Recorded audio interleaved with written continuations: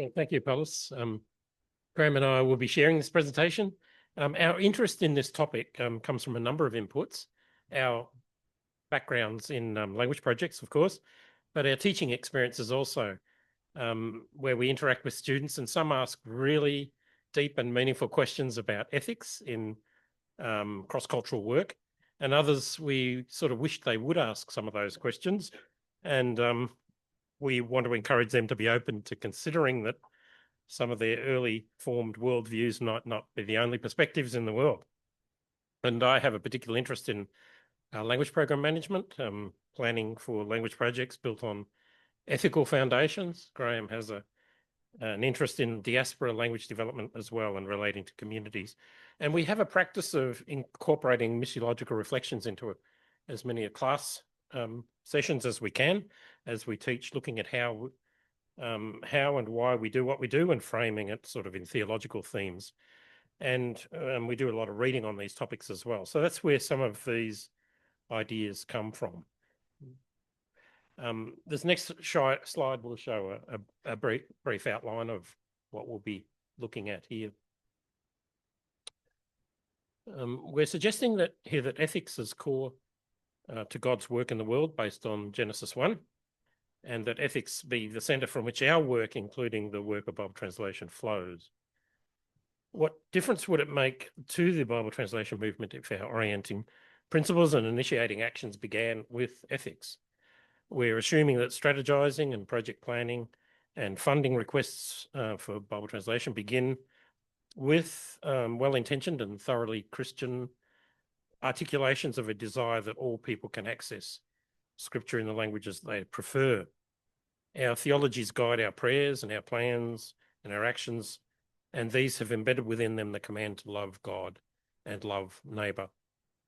So a conversation between the reading of Genesis 1 and the philosophy of Levinas finds synergy in the notion of the other. And that's what we'll be digging into. The other, made in the image of God and as a beloved child of God, has dignity, meaning in their very being. The image of God cannot be reduced or removed without doing the other violence, and the image of God is not degreed, but our experience of flourishing is.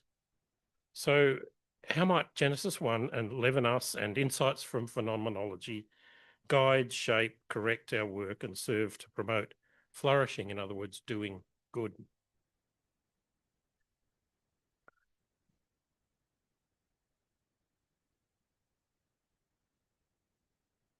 So our sources. Firstly, Genesis 1 presents that cosmic statement of the creative power of God. The fundamental good of the work of God is affirmed in that repeated statement, it was good. This establishes an ethical baseline that language, relationships, and created matter are imbued with ethical depth. This diagram highlights the key elements of our analysis.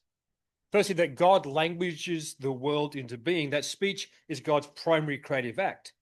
Divine utterance creates matter. Genesis 1 depicts creation as a communicative act of this creator's self-expression and aesthetic sensibilities. The first act of creation is that God creates a place in which embodies principles of balance, abundance, and symbiotic relationships in which life will be able to flourish. The Garden of Eden of Genesis 1 is the setting for the foundational state of humanity as a unity in which embodied physical life is deeply intertwined with spiritual life and purpose, which is relationship to the Creator. And into that ideal ecosystem, God then makes space for beings to exist outside and external to himself. This kind of kenotic self-limitation makes space for the existence of the other. It's not a withdrawal of weakness, but an act of love, so that creation would be free to respond to relationship with the Creator. The act of creation then binds the Creator to the created, and the created to the Creator. Thus the other, though being created in matter, space, and time, enters into an embodied and enmattered relationship with their Creator. God speaks to that new life, blesses it, and instructs it about its purpose and life. Living creatures and humans alike are commissioned into their roles in that new creation. Let's move to that fourth red side of the square of the model. A created life being material, embedded, and embodied is intrinsically limited and finite.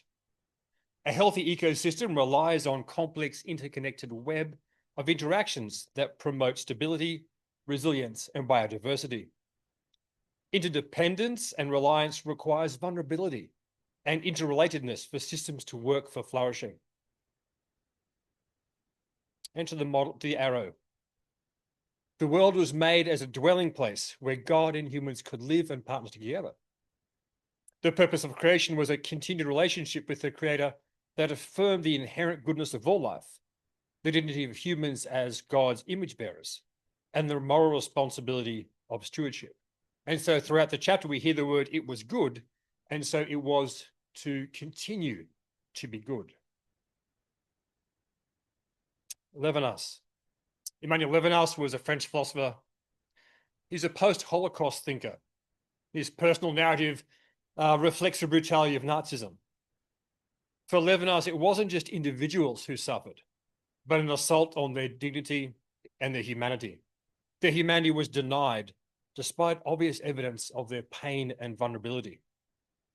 Levinas was a former student of Heidegger, and he separates himself from his mentor, probably almost certainly due to his sympathy for Nazism, Heidegger's sympathy for Nazism.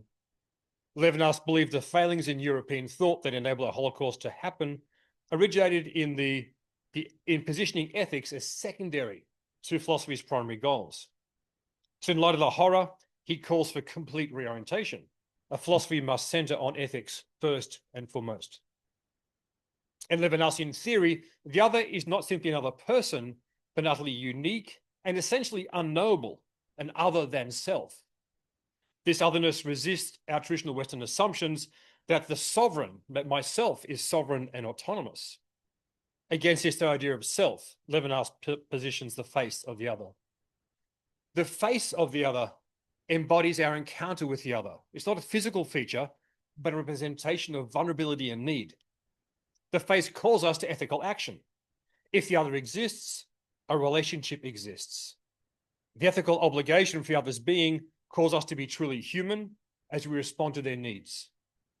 This is an asymmetrical, non-reciprocal relationship where the other's call interrupts my self-sufficient existence and creates infinite debt. This radical otherness breaks the totalitarian tendencies of the individual ego.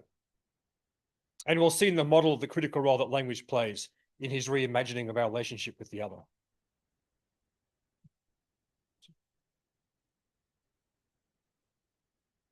Some insights from phenomenology, which is a major 20th century development in philosophy and can bring perspectives into helping our understanding of perception, cognition, and the general meaningfulness of human lives.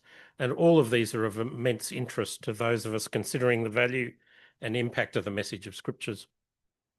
Phenomenology emphasizes the lived experience as an important source of knowledge, where traditional approaches to designing activities or assessing the effectiveness of a program may use social science models with an emphasis on objectivity and validity. Phenomenology seeks to explore and account for meaning and human processes in making sense of lived experience. So the subjective and the experiential and qualitative aspects of phenomenological inquiry open up some of these difficult to measure factors and provide a framework and a vocabulary for us to consider a project like a translation project in a philosophical way that can bring some good insights. So phenomenology can have a significant contribution, and one feature is a deep sense of care and concern, empathy, and a desire to contribute to the good of the other. It's not designed for problem solving. It aims to help us understand, to discover the meaning and significance of certain phenomena so that we can act more thoughtfully and carefully in future. So one of the concepts of phenomenology, among others, and one that I find particularly helpful, is the structure of wholes, pieces, and moments. A whole is an independent and separable thing. A piece is a part that can be detached from the whole and present itself as an independent part. So a chair may be a whole and a leg of the chair is a piece. The leg can exist on its own, but in relation to the chair, it is a piece. However, the leg can be separated and present itself as an independent entity, as a whole. So while it's attached or in the vicinity of the chair, the leg functions as a piece, but can be removed and function as a whole, where it simply becomes a piece of wood, an item of wood. So this distinction is quite common in philosophy ever since the days of Aristotle.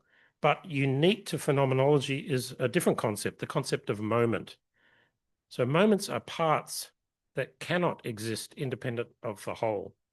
So the size of the chair or the color of the chair or the weight, for example, these are moments. And moments are a kind of part that cannot become a whole. And they're inextricably determined by the whole. So the distinction between a moment and a piece is an important contribution from phenomenology. And we go off track when we fail to sustain a distinction between whole and piece and moment, especially if we present something that is a piece as if it is a whole, or a whole which is better understood as a moment. And so to put this into practice a little, the question, what kind of phenomenon is a translation project? Is it a whole? Is it a piece? Or is it a moment? It's our view that we typically tend to regard Bible translation project as a whole, but that is distorting the phenomenon. It is more appropriate as a piece in the ministry of the church or as a piece in the whole of a community's story. But translation doesn't exist without the people who are identified as participants, the author, the original audience, translator, translation audience, or other audiences as well. It doesn't exist without the language used or the choice of language, or without a community or a social context, including the history. So translation can be understood as a phenomenon that is wholly dependent on the historical, social, and cultural context in which it occurs, which means that it may be better understood as a moment of social relations. And all of this has implications for how we celebrate goals and define progress.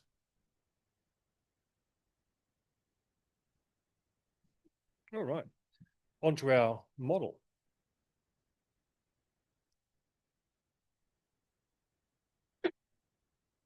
Central to this model is the ethical challenge. And the challenge is whether we can rise to the demands of interacting ethically with the other. That challenge is always present. Just as in the parable of the Good Samaritan, the encounter between self and other demands that the self act in response to the other in need. So firstly, with the face of the other. We've all experienced the frustration of trying to understand someone, only to be surprised, and perhaps when we'd failed to understand or they challenge our assumptions. The face, the other resists being controlled or contained, demanding to be known on its own terms. In this sense, the other disrupts our desires, our thoughts, and our plans. And as in the Garden of Eden in Genesis 1, the existence of others, whether creatures or plants or animals, entails an ethical posture and a need to act rightly towards others. Levinas proposes this concept that if the other exists, we're ethically obligated towards them. The face reveals the vulnerability. And if you like, he says it issues the command, thou shalt not kill, meaning we must not exclude, negate, or reduce the other to our own categories and purposes. Perhaps consider the risk in a stereotype. You may say, all Australians are, and you might be right, but it does reduce individuals to fixed categories and prevents us from truly knowing them or recognizing them and their imago Dei. Critical to Levinas's thinking is then that the other remains unique in their otherness, in their alterity. They cannot be absorbed in our mental world, and they should not be used as instruments for our benefit. Their existence makes an independent claim on our being. This alterity of another person is a reality in a universe in which we are finite beings with limited perspectives and ability to understand. Allowing and accepting the full presence of the other and being willing to engage with them is essential to our ability to develop a less incomplete understanding of self, the world around us, and the other. This brings us to the second side of the square, the red side, our vulnerability. The encounter with the other exposes a double movement. The other is vulnerable and needs our assistance, and yet simultaneously shatters any notion of our own self-sufficiency. We lose our sovereignty in light of the ethical demand their existence places upon us. The other displaces us from the center of our world and disrupts our assumed freedoms to pursue our own projects and into what doesn't concern us. Our freedom and sense of self are now at stake. Just as the other reminds us that we are finite, interconnected beings, they also call us into epistemic humility. We're continually confronted by the limitations of our understanding. Our experience, vital to interpreting the world, is disappointingly limited. We need the other. An ethical posture seeks to unlearn as much as it does to learn, making room for the other to speak, to challenge our assumptions. Consider economic totality. Everything has a price and is exchangeable. Value is measured on a single scale. People are a mere resource, valued as human capital. In Levinasian terms, this totality violates the face of the other. And indeed, it does violate Genesis imago Dei. It's oppressive and unjust. It reduces humans to labor units whose value is determined by market conditions rather than being inherent. When workers become wage costs, time measures only productivity, and nature has only one production value, we eliminate the face's uniqueness and Genesis 1's declaration of the creation's fundamental goodness and intrinsic value. So to disarm a totality like the economic one, we must learn to recognize its limits, to subordinate its demands to ethics, to focus on human flourishing rather than maybe economic value, and recognize the other's worth in the infinite. Sorry, the other's worth is infinite. Love, justice, and meaning transcend calculation. Genesis 1 underlines our dependency on the other and creation. Every element was designed for mutual interdependence. Rather than resist this, we should indeed embrace our finitude as a generous grace and gift. The third side of the square is colored blue and labeled language. As Genesis 1 shows, language is God's vehicle for grace and goodness, inextricably bound to identity and being. God's word summoned creation into existence and commissioned its function. Language mediates relationship. We encounter the other through it, making language deeply tied to face. When the other speaks, this is a primordial ethical event, echoing the creator's voice. The other's words are not just information, but indeed a presentation of self, greater than the utterance. And their speaking requires an ethical response from the listener, who moves towards either an ethical or unethical response, even before the first phrase is completed. Trust is rooted in trust, truth is rooted in trustworthiness and relationship. Truth happens in discourse and encounter with the other. Ethical language requires fidelity between speakers. The other gives us access to what we cannot discover alone. Their alterity, their otherness, makes my learning and growth possible. And using language ethically requires open channels of communication, to hear the other, to hear their vulnerability of heart, and have a generous willingness to listen, even when it disrupts. True listening necessitates ongoing conversation in proximity. Levinas distinguishes between saying, the spontaneous ethical nature of interpersonal communication, and the said, its informational content. Both are needed. But he cautions against the said's dangerous reduction of the other into something manageable and objective, a reductionism that risks closing off the other with a fixed, limited identity. The fourth side. Human life is embedded in an ecosystem, a reality central to Genesis 1. People were made to live in a world, context, and particularity. And this is key to what it means to be human. The created order was blessed and commissioned for good, with humanity given unique responsibility to care for context. A place is a gift. So we also are born and live in particular contexts. Even when we move, we still put down roots and we find new patterns appropriate to that place. So drawing on the concept of moment, our lived experience in a place prioritizes embodiment and calls us to intentionality in the present, to the local and the meaning of our interactions. Our future plans and my future dreams, when compared to the value of encountering the other in the here and now, fade. Thus, the core value of proximity, we can be more present when we are face to face. As in the Garden of Genesis 1, the close encounter is where we meet the other. We learn to listen, be vulnerable, and answer the ethical obligation.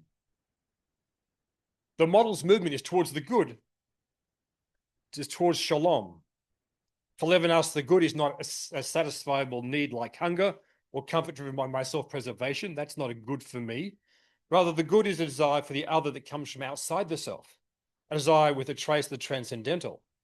He actually calls these miracles of goodness that can transcend corrupting systems and historical violence through small, merciful deeds.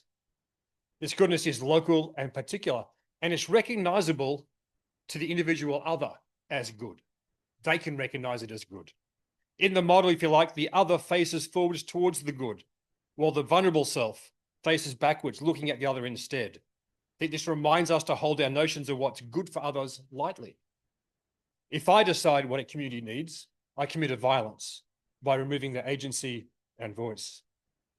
And this tension grows in Levinas's greater works until he uses really hyperbolic language in his later work, saying he's held hostage by the other. His exaggeration is designed to break the pattern of prioritizing self as free and independent. To be ethical, we must recognize the immense unconditional obligation the self has to the other. The call to love neighbor and love God trumps my plans, my desires, and my ambitions.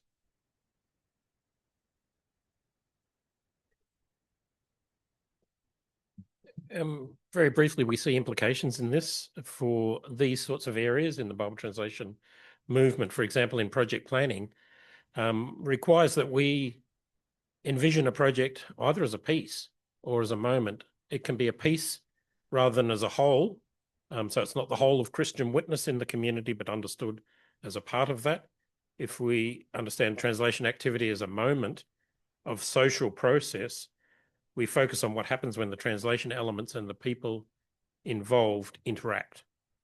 The concept of a philosophical moment can help us give attention to those interactions and relationships, the cause and effect, and the meaning of the experience for all, but particularly for the other.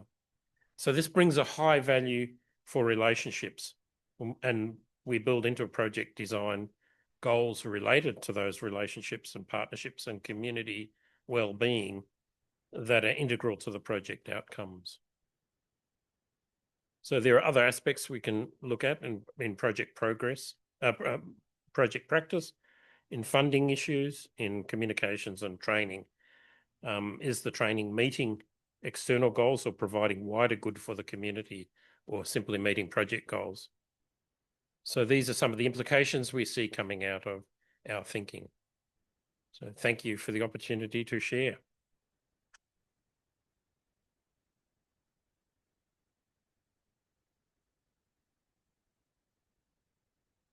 We did start a bit late, which was my fault. Apologies, but there is fortunately still time for questions.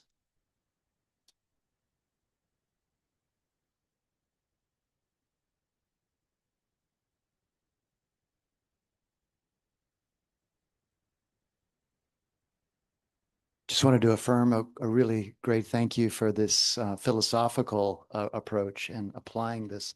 The question would be, let's take viewing Bible translation as a moment. Often it's quite a long, extended moment in the way we normally understand Bible translation. So how would you reflect upon that? Is it an issue of thinking about time in a different way? But let's think about 10 years or 5 years or 20 years as a moment. Yes, no, the choice of moment is an interesting one for phenomenology, and it's got nothing to do with time or even the twisting force of a physics concept, but it is that element within the whole that is totally dependent on the whole, but cannot be separated from. So a moment that is dependent on relationships in a translation project, the relationships are integral to the project. And so if we think of it as a moment, then it's not seen as a whole that's separated from community life, for example, from the ministry of the church. It is integral to all these components within a community. So it could last for a very long period of time. It's what happens when these parts come together in the social process of a translation project or any other language type project is reflected in this element called a moment. Let that scroll a little bit.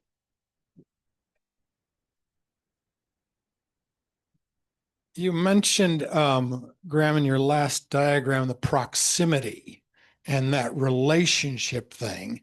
And the thing that comes to mind today for me is how does our current Zoom culture affect proximity?